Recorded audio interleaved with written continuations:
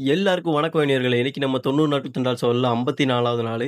இன்னைக்கு காலையிலேயே நான் வேலைக்கு போற இடத்துல இருந்து எனக்கு 2 ஃபோன் வந்துச்சு. ஆனா எடுக்கல. இன்னைக்கு வேலைக்கு லீவ் போட்டுக்கலாம் அப்படின்னு ஒரு மைண்ட் செட்ல இருந்தேன்.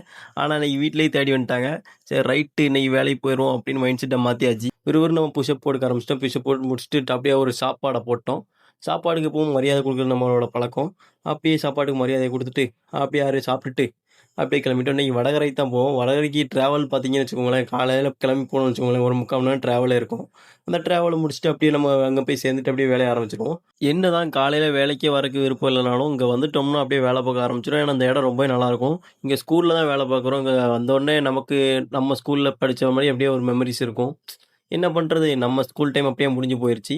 இருந்தாலும் இங்க வந்து நல்லா தான் இருக்கும். இன்னைக்கு மதியத்துக்கு விரதம் தான் போட்டாச்சு. அது மட்டும் இல்லாம உள்ளூர்ல இருந்து 2 பசங்க வேற வேலைக்கு வராங்க. அவங்க வந்தாலும் நமக்கு நல்லாவே டைம் பாஸ் ஆயிரும்.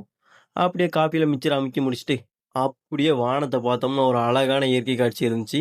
நம்ம கேமரா கொஞ்சம் குவாலிட்டி கம்மியா இருக்கனால, அந்த இது அந்த அளவுக்கு கேப்சர் பண்ண முடியல. ஆனா நல்லாவே இருந்துச்சு. இன்னைக்கு நைட் வேல பார்க்கணும்னு சொன்னாங்க. சரி ரைட்டு நைட் வேல பார்ப்போம்னு பார்த்தோம். அப்படியே ஒரு 5 சப்பாத்திய பிச்சு போட்டு வேலைய பார்க்க ஆரம்பிச்சுட்டோம். சரி மீண்டும் அடுத்த பதிவில் சந்திப்போம்.